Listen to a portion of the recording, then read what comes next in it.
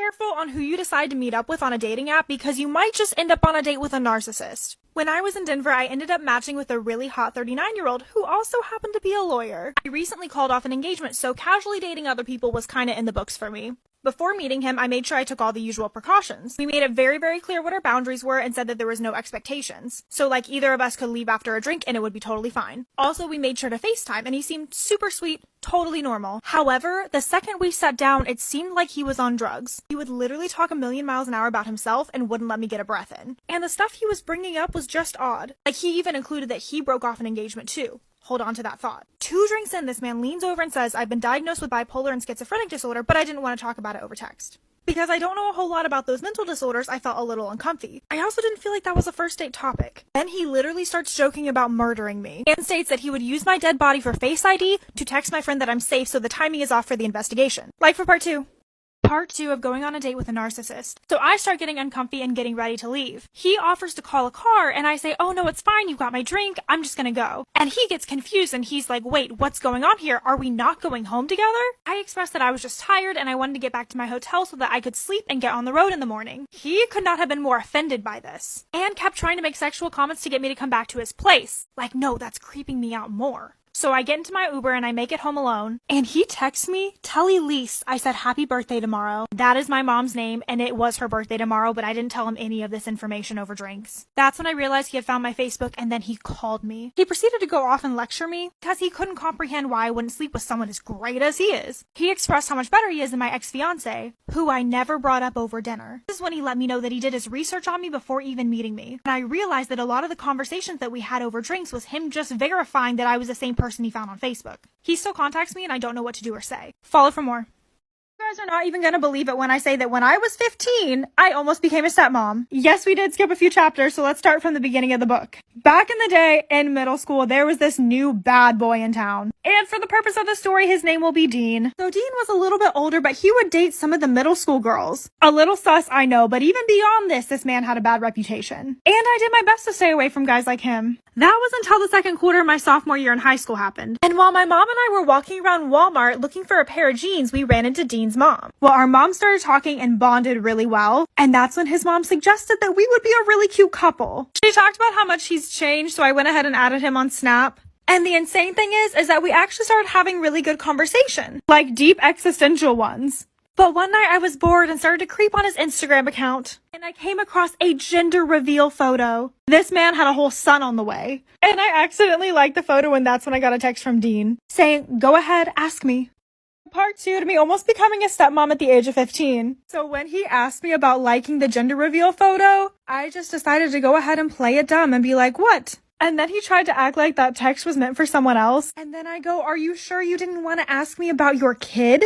He was literally so embarrassed and thought that I would think of him differently. But he told me that him and that girl broke up, so I honestly didn't care. I was just like, so I could potentially be his stepmom. And he was like, yeah, I would actually love that. So we continue to snap and talk as normal and start to date. I caught feelings for Dean so hard. But one night when we were snapping, I got really excited and opened it up. And it was some girl. It said, who the F are you and why are you snapping my man? I was like, me and Dean have been talking. And she was like, I'm his baby mama and girlfriend. So I literally told her everything that this man had said to me and that he was in love with me. But then I blocked him on everything because I didn't want to break up their family. Ladies, if a baby mama is involved, always do that little extra bit of stalking to make sure they're really not together. Follow my Insta. So this is a story time about a crazy ex-girlfriend. Have you guys ever dated someone that was still dealing with an ex that couldn't get over them? So I met this guy and we hit it off really, really well. We decided to pursue a relationship together and everything was going amazingly. However, when we got together, he did warn me about his ex, which I thought was weird because you shouldn't be in a relationship if you should be worried about someone else. While this did seem odd, I never really thought much of it. Until one day, I was getting ready for school and my sister walked in and asked me why I made a new Instagram. I was beyond confused, but there it was. An entire Instagram made about me, posting stuff that I would never post. I don't even want to say what the contents of it was. So when I went to school later that day, I talked to each of my friends and asked them if they had made it. Maybe it was some joke or something, but all of them were like, no. But then when I got home, I noticed that I received a DM saying that they knew exactly who was controlling the Instagram account. Follow and share, and I'll upload a part 2.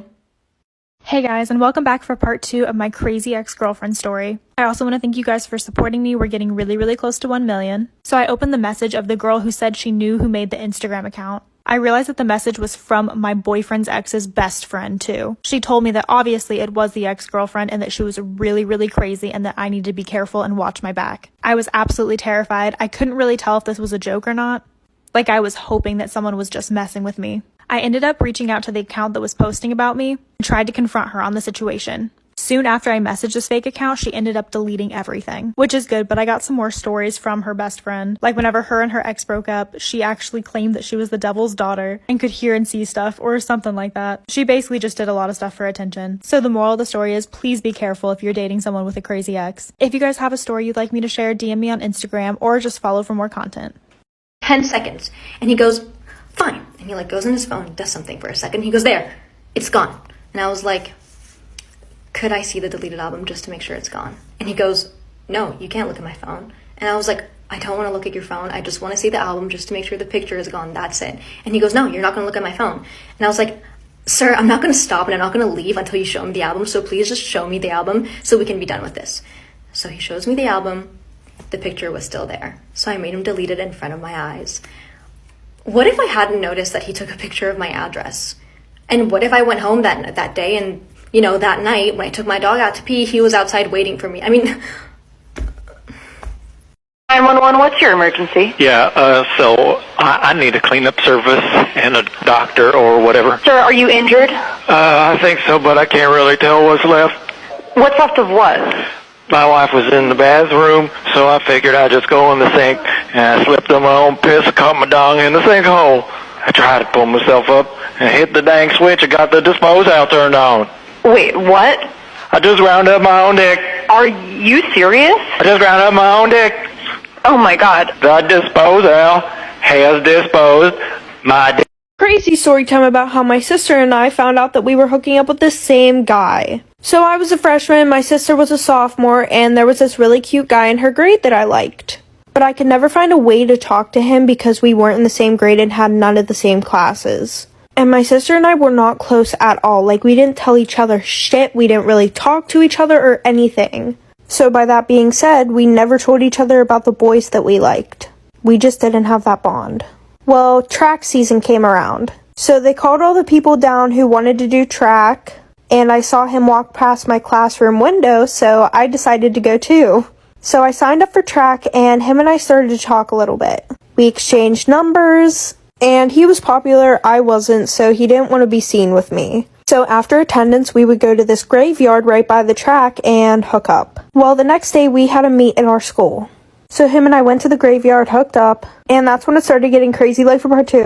Story time, how I found out my substitute teacher was actually my biological father. So of course I went to school for our usual class and our teacher wasn't there. So we had a substitute that day and I could have sworn that I recognized him, but I couldn't tell from where. There would be times during the lecture where I would look up and he would just be looking at me. I felt like there was a weird connection between the two of us, but I didn't exactly know where to place it. Since it was the last hour of the day, he asked me to stay after class. I immediately got the creeps and said no, I had to catch my bus. And I hadn't seen him for weeks after that. Some days later, I noticed a for sale sign on my neighbor's yard. So during their open house, I decided to peek out my window and see who was visiting. And there he was, my substitute teacher. I got the creeps and I just ran upstairs to focus on something else. Once the house sold and the move-in trucks came in, I saw that it was my substitute teacher that actually bought it. I was terrified but still felt this weird connection. That's when my mom offered for us to bring cookies over to his house. She said it was the neighborly thing to do, so that's what we did. So we went to go knock on his door. Stay tuned for part 2 and add me on Instagram. Okay, so part 2 to finding out my substitute teacher was actually my biological father. So the whole interaction between my mom and him was so odd. He was clearly high, so my mom just set the cookies down on his front door. And we just left. Many nights after that, I just felt like someone was always watching me. I constantly got the creeps, and I would just notice little stuff going missing. But I never thought it was that big of a deal. But a few days later, this man invited us over for a dinner, and my mom made me go, and it was just as strange. I could tell that my mom was so uncomfortable. I asked to be excused to go to the bathroom, and once he showed me where it was, I did a little bit of snooping. In a room close to his bathroom, there was pictures of us. My mom and I, and baby pictures of me, and also recent pictures that we were completely unaware of. I ran downstairs and grabbed my mom and told her that we had to leave. She agreed, and once I told her about the pictures, we filed a police report. The police told me he was my biological father, and he was in the process of searching for me for 3 years. And to this day, my mom has still not talked to me about the situation. Sometimes you have to trust your gut. Add me on Instagram, and if you have a story you'd like to share, DM me. Story time. My boyfriend tried to kill me so he could have my life insurance money. So I decided to go on Tinder to look for some potential matches. And lo and behold, a guy named Jared was there. He was adorable, he was charming, and we had multiple cell phone calls before deciding to meet. We met at Red Lobster, and it was like fireworks. He was so romantic and looked like a 6-foot-something cowboy. He took me to a wildlife bird refuge after dinner, and I instantly fell for him. We dated for months, and everything was mostly good. However, he was just very pressuring for things. And I didn't want to take things too fast. I was 21 and he was 31. Eventually, this just gave me some bad vibes, so I decided to cut off the relationship. But a few months later, he called me saying that he couldn't forget me. He had been married before and his wife had passed away, so I felt very sympathetic towards him. He had a really nice job, making over $150K a year, and he said that all he wanted to do was take care of me and my child. So I moved in and things were good again. I would wake up in the morning, he would make me coffee, and I would help him with his kids. But I noticed that my weight was starting to go down. And that's when I realized he was putting something in my coffee. Follow me on Insta and stay tuned for part 2. Part 2 to my boyfriend trying to kill me to get my life insurance money. I was not feeling very well and my parents were extremely worried about me, especially once they found out I only weighed 88 pounds. I knew I had to have been really, really ill, so my parents drove down 5 hours to rescue me, and I was immediately hospitalized. That's when I was able to put together the full story on what was going on. He started putting all the money that he was making into my bank account, but he didn't let me have access to it. He would take out loans in my name, making it look like I was making money. And my life insurance policy added to $500,000. During this time in the hospital, I was going through severe withdrawals from whatever he was putting into my coffee. But the second I stopped drinking it, I started to gain weight back. I was thinking that maybe he had done this to his previous wife. However, when I looked her up, I found out that she was still alive. They were just divorced. Later, I was able to find out that they even moved back in with each other. Make sure you don't ever get too blinded by love to realize that you're being taken advantage of. Follow me on Instagram, and if you have a story, DM me. Am I the asshole for kidnapping my baby, causing my husband to have a panic attack? I recently started working again after having my daughter who is 4 months. Daycare is way too expensive, so my husband reluctantly agreed to stay home. It's important to know that he's been unemployed since 2021 and he receives benefits. It's also important to know that he's extremely lazy. He doesn't cook, clean, or help out in any way. I was nervous about leaving her home with her father, but I had no choice. When I came back from work, she was clean and sleeping, and the next few times I came home, he was either playing with her, feeding her, or out for a walk with her, and that made me happy. But a few days ago, my neighbor told me that as soon as I leave the baby, she cries and cries for hours. My neighbor said that she knocked on our door and he finally answered it. He was sleeping. I concluded that he sleeps all day, and right before I come home, he pretends to care for her. So I decided to take the day off of work without letting him know. I left home at my regular time. I waited 30 minutes and then I went back home. Sure enough, he was knocked out asleep with his stupid noise-canceling headphones on. I went to my daughter's room, scooped her up, and took her to my friend's house. I waited about 2 hours and I finally called him to tell him that I was coming home early. He called me back saying that he can't find the baby. He told me that he was going to call the police, but before he did, I told him what I had did. It doesn't matter where you are in your nail journey, or if you're thinking about getting into the nail journey, you're going to want to save this video. So this is my nail student, Tanya. She is revisiting me for a refresher class. Tanya has her hand model right in front of her, and I told her that it would be best to do an ombre set because it's super popular and it's super easy to learn. So I advised Tanya to go ahead and place the glitter acrylic about 2/3 of the nail and just feather it downward, let it flow. And then that we're going to get right into applying some pink acrylic to blend afterward. She is a very quick learner. Oh my goodness. This girl is so fast at learning.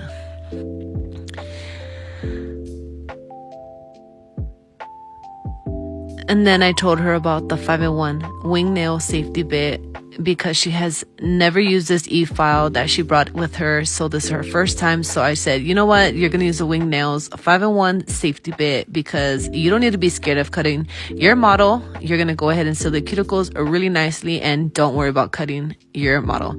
So that's what she did. And look at her application. Oh my gosh. Look at how smooth and look at how nice her application is. like I said, she only took one nail class with me prior to this. This was a few years ago. And then today she's having a refresher, a one-on-one. And literally she did all this herself. I mean, it looks really good to me. Go ahead and hype Tanya up in the comments and wait until I show you what she brought me as a gift. Not only is she artistic, but she's like really, really artistic. She made me this Nail Boss tumbler cup. It is so pretty. It is colorful and it has my name, half of my name, Ray. My name's Ray Dawn, but Ray, a lot of people know me by Ray. But this is lit. This is so pretty. Follow her at Dark Amethyst Designs on Instagram.